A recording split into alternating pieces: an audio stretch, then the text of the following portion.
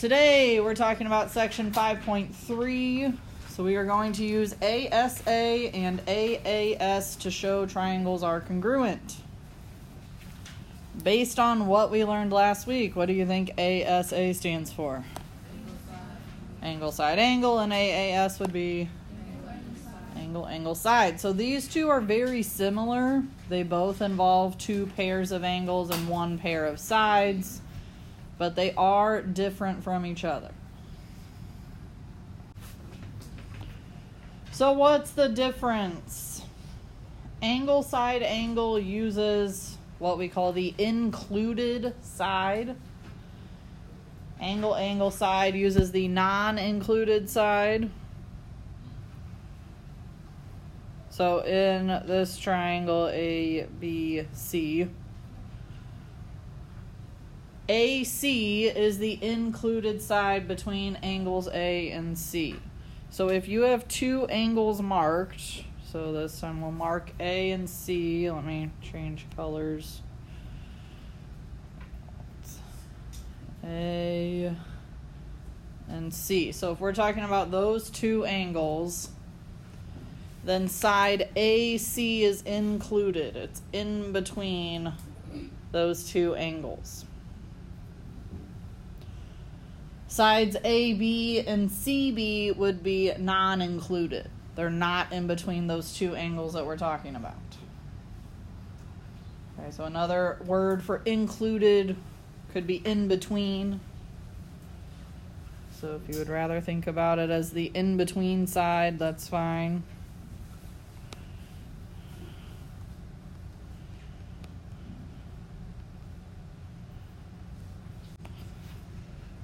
All right, in words, if two angles and the included side of one triangle are congruent to two angles and the included side of a second triangle, then the two triangles are congruent.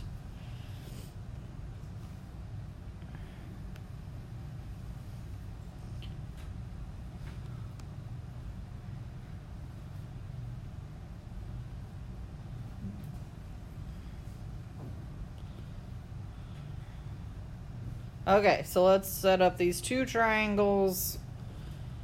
I'll say we've got angle B congruent to angle C, angle T congruent to angle S. So angle, side, angle requires that we use the included side. So what would be my included side for my first triangle right now? BT, the one that's in between those two angles. What about my included side for my second triangle? CS. Okay, so if all these things are true, if angle B is congruent to angle C, angle T is congruent to angle S, and side BT is congruent to side CS. If all three of those things are true, then I could talk about my triangles being congruent. What do you want to call your first triangle? Okay, remember, it doesn't matter how you name the first one, but how you name your first one determines how you have to name your second one. So if we called the first one BAT, what order does the second one have to go in? CVS. Good, CVS.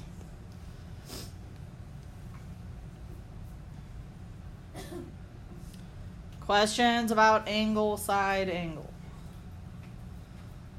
The side has to be in between those angles.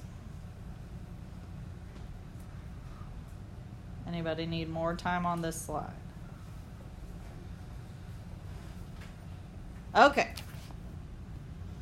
Then let's talk about the other situation. This time, if two angles and a non-included side of one triangle are congruent to two angles and the non-included side of a second triangle, then the two triangles are congruent. This one gets a little bit trickier. We just have to be a little more specific Let's set these triangles up.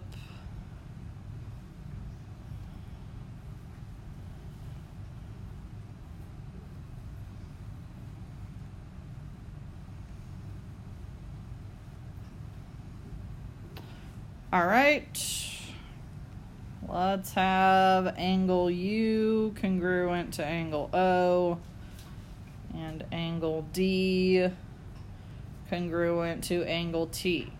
Doesn't really matter which two pairs of angles I use, I just need two pairs of angles. This time we need a non-included side. So somebody give me one of my non-included sides for my top triangle. Which one? MD. Okay, that one works. It's a side not in between those two angles. So UD is the only one that would not have been okay to say. But when we talk about the second triangle, we can't pick either of the non-included sides. What's our only option now? BT. It's got to be the one that would match up. So if it's the one off to the side of the angle with two tick marks, it's still got to be the one that's off to the side of the angle with two tick marks.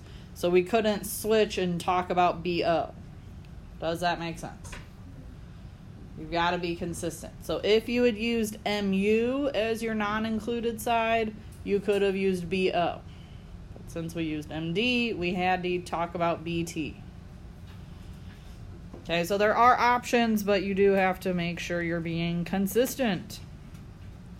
So this time, if angle U is congruent to angle O, angle D is congruent to angle T, and side MD is congruent to side BT. Then we can talk about our triangles being congruent. How do you want to name your first triangle? Okay. If we name the first triangle MUD, the second one has to be BOT.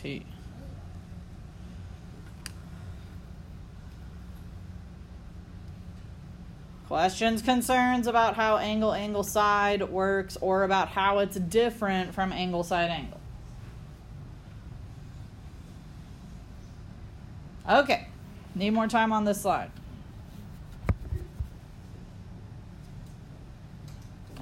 All right, we'll keep going then. Based on the diagram, can you use angle side angle? Explain your reasoning. So this is asking specifically about angle side angle, ASA. What do we think about the first one?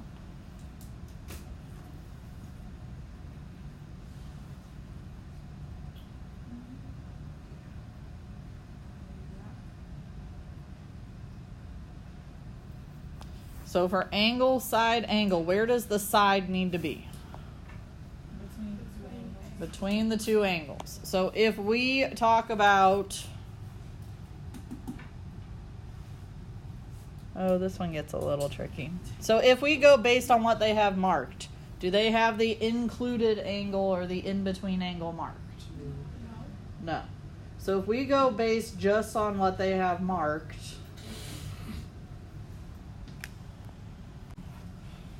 Based on how it's marked right now, we could not use angle side angle. So for this one, just to keep it simple, I'll accept an answer of no. We don't know the included sides. Technically, there are a couple theorems we could use to use angle side angle, but just on surface value, we could not. But you better be giving me an explanation. We don't know the included sides. We don't know sides A, B, and BC. Something along those lines. What about on letter B? Could we use angle side angle?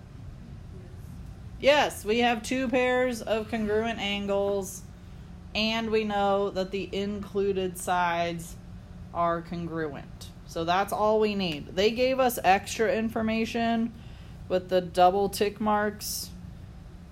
But we don't really need that, so we can ignore those. Yes. 2 pairs congruent angles and congruent included side. Whoop, ran out of room there.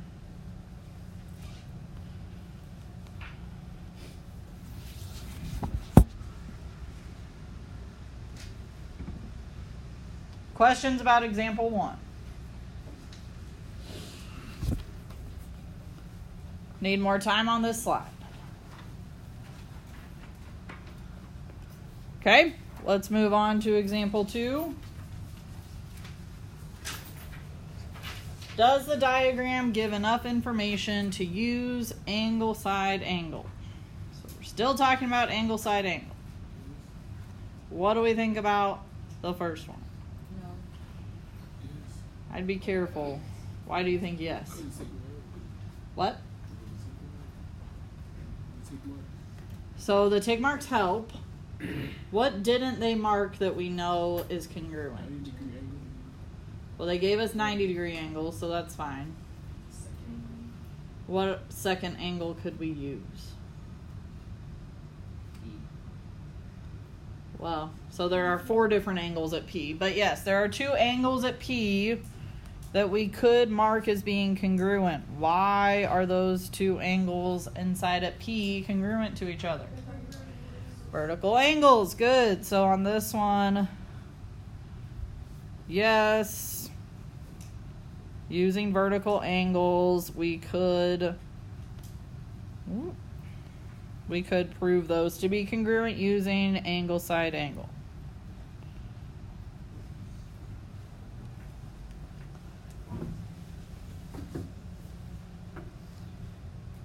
Yes, it's true that they only used right angle boxes instead of the congruent arcs in those other 2 angles, but that's fine. We know right angles have to be congruent.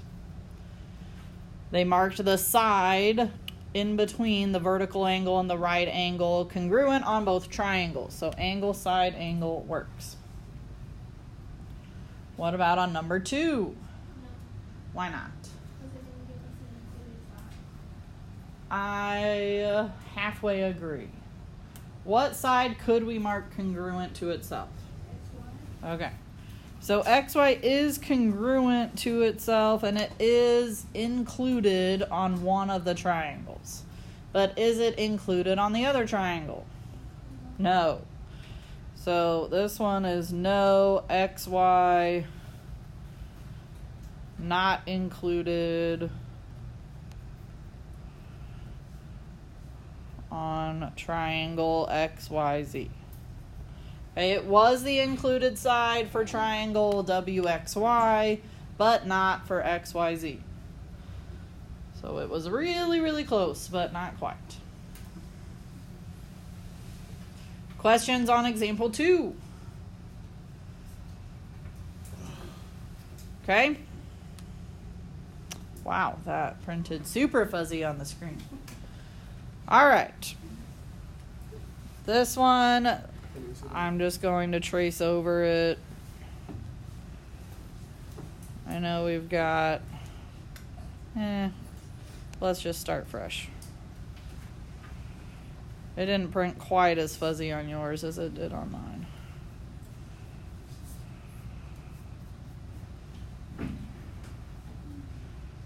All right, we've got triangle A, B, C, and triangle C, D, E. They marked those sides A, B, and D, E congruent and what else? Parallel, because they have those Arrows. the little triangle arrows. Okay, so do we see both the tick marks and the arrows on that diagram? Might want to trace over them if they're hard to see. All right, so we want to know if we can use angle, angle, side on these. That's what it's saying here, angle, angle, side. Now, so far, they've only marked one pair of sides for us. They have not marked any angles for us. However, we've been in geometry for a few months now, so we know there are some congruent angles here. Where are they? Okay, we've got some occurring here at angle C. Okay, that would be angle ACB and ECD. So angle ACB is congruent to angle ECD. Why is that? Good, those ones are congruent because they're vertical.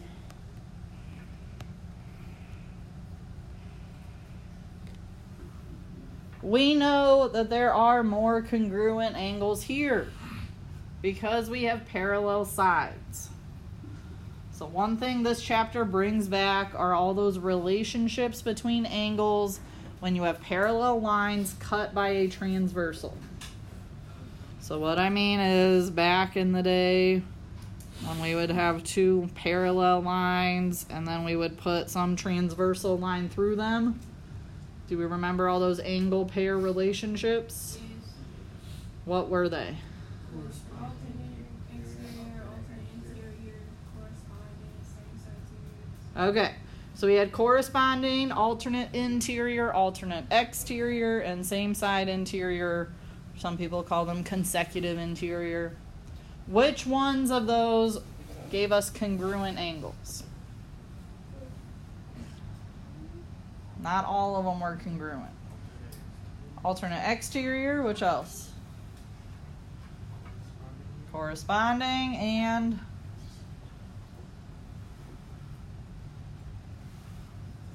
Same side too? nope, same side interior were supplementary.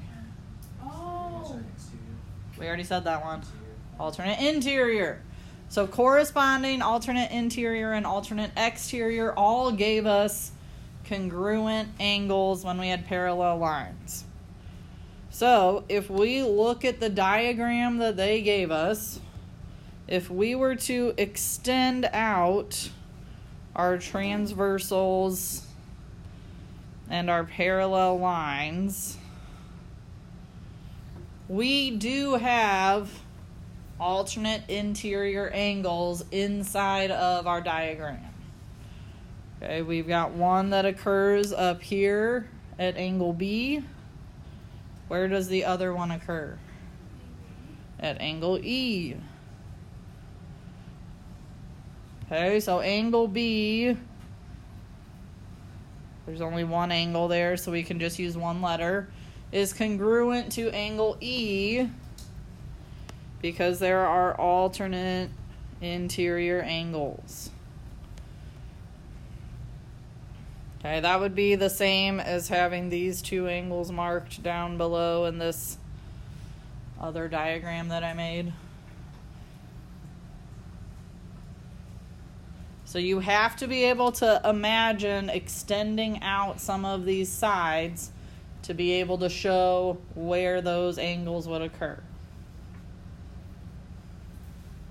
Questions about angles B and E being congruent? Okay, technically we could have done the same thing for angles A and D. Would have been the same reason and everything. It just would have been using a different transversal. All right, now that we've given a little additional information from our geometry knowledge, does angle side work here? Yes. One person thinks yes. Do we have two pairs of congruent angles? Okay, so the angle part we've got. Do we have a pair of congruent sides? Is that pair of sides not in between the angles?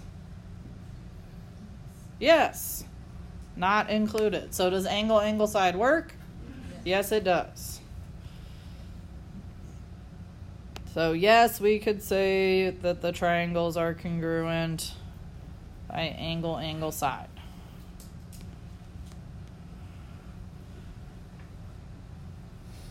Questions, concerns about example 3?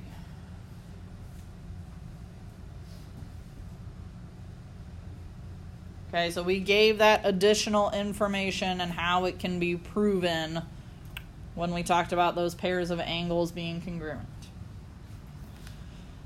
Ready for example 4? Hopefully it's not quite as fuzzy. Oh, good. All right, can we use angle, angle, side? If not, what else do we need to know?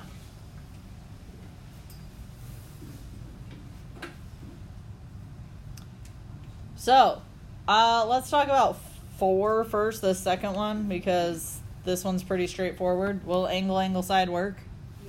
Yeah, we've got 2 pairs of congruent angles. We've got the side that's not in between them. So, yes, this one's already set up for us. Yeah, I'm fine with just a yes on that one. There's nothing, we don't have to talk about vertical angles, alternate interior angles, reflexive property. It's all just marked for us. I'm fine with just a yes. Okay, we don't need any additional information. So, number 3 on this slide. Okay, right now, they don't have anything super helpful marked right away like they did on the second one. So we need to think about what congruence information is needed.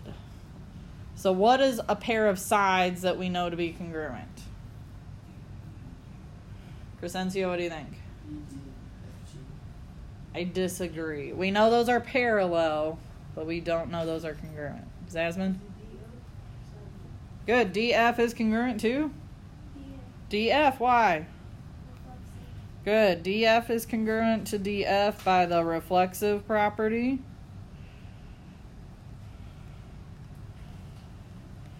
So that helps. All right. We've got a pair of sides. Now we need to figure out some of these angles. We know that we have parallel lines. So if I were to get rid of 2 of the sides, I know you cannot do this as easily in your notes as I can do up here, so let's just follow along. If we get rid of those 2 sides that are not marked parallel, we could trace over sides ED and FG, and we could extend the transversal out. If we do that, which angles could we say are congruent to each other?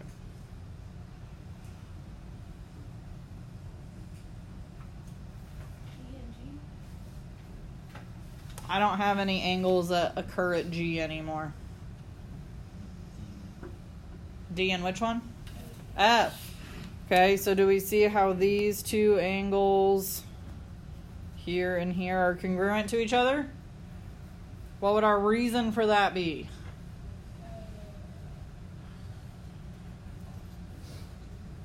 Alternate what? Good, they are alternate interior angles. I'm going to back it up and take that away.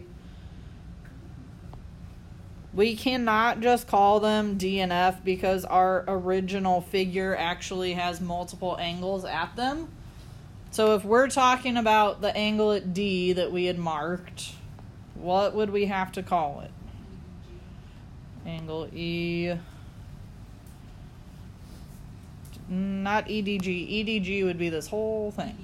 Good. EDF is congruent to which angle? Which one? DFG.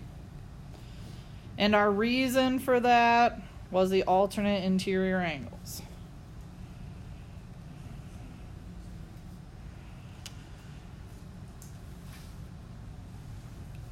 Okay, so we're getting close to getting it.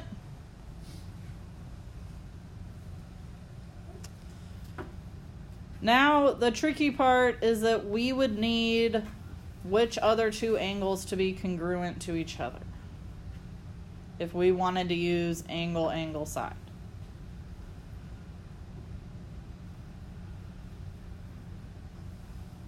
If we wanted to use angle, angle, side, we still need another pair of angles Which pair would it need to be? E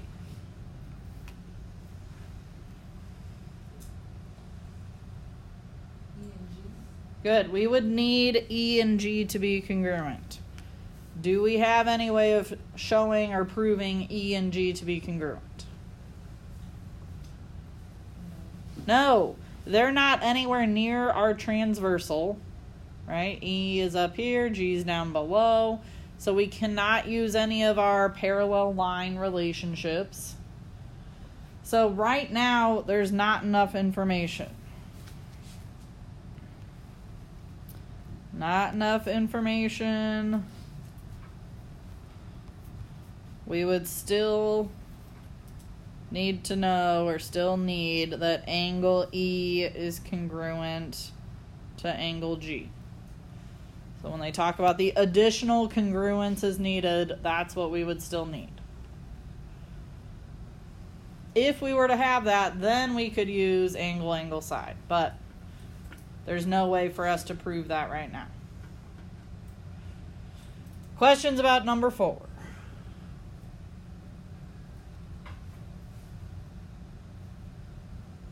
Okay, let's move on. Number 5 is another fuzzy one for me. Let me copy this down.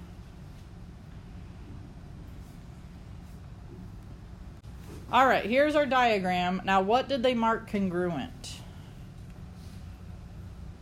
They marked a few things. What did they mark congruent? I'd be looking at your paper, not at the board.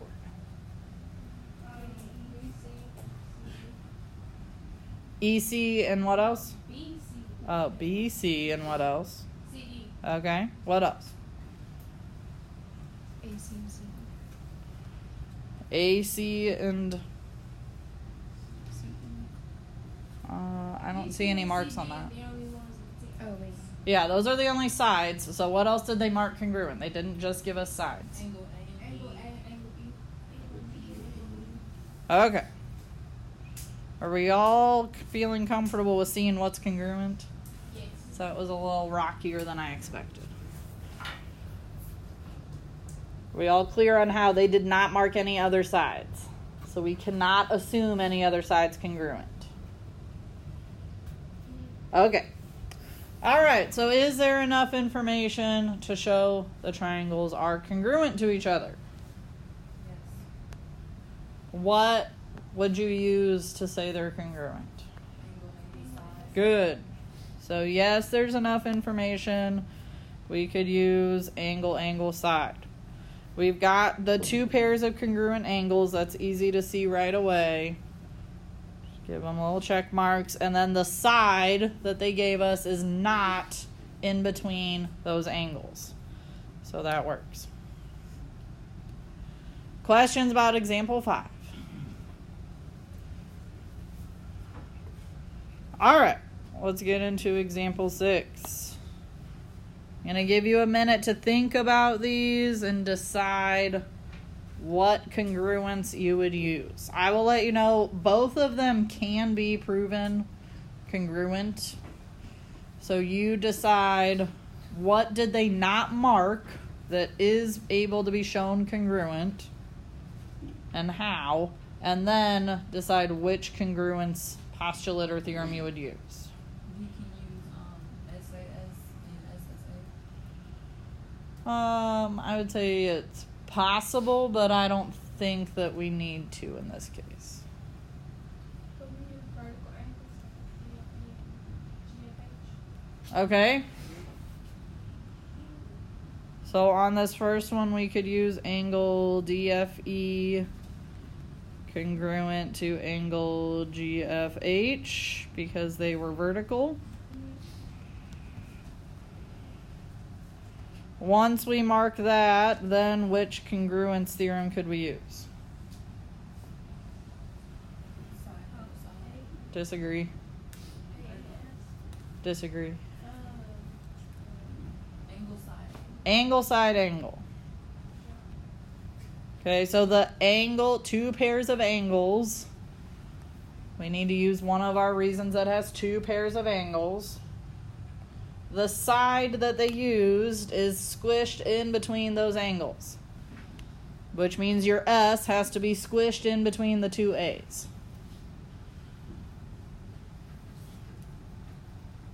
Okay? 6 is a little bit trickier because it uses those parallel lines again. So on this one, I'll just highlight those parallel lines that they gave us. And we should be focusing on this transversal off to the side.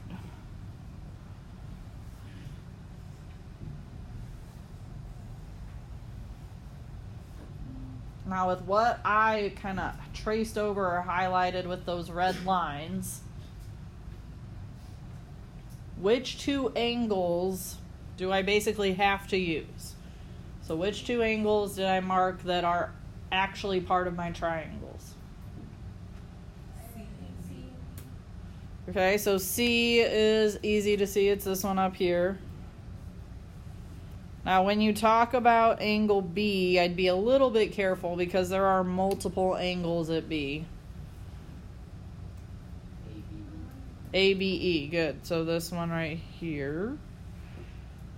So what is our relationship? I'll try to erase most of this without erasing my congruent marks totally.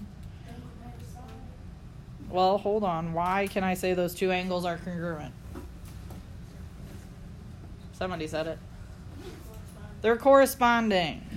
So we can say angle ABE is congruent to, you could just call it angle C since there's only one angle there, but I'll call it BCD. They were corresponding angles this time. So then, yes, after we've shown that, how could we say the two triangles themselves are congruent? Angle, angle, side.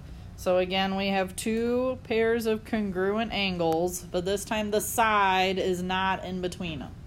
So BD and AE, those sides are not squished in between my angles that I used.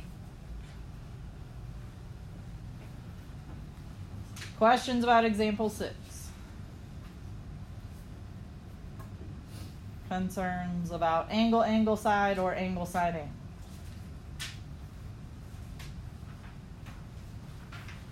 All right, number 7 is a proof, and that's what I want to focus more on tomorrow.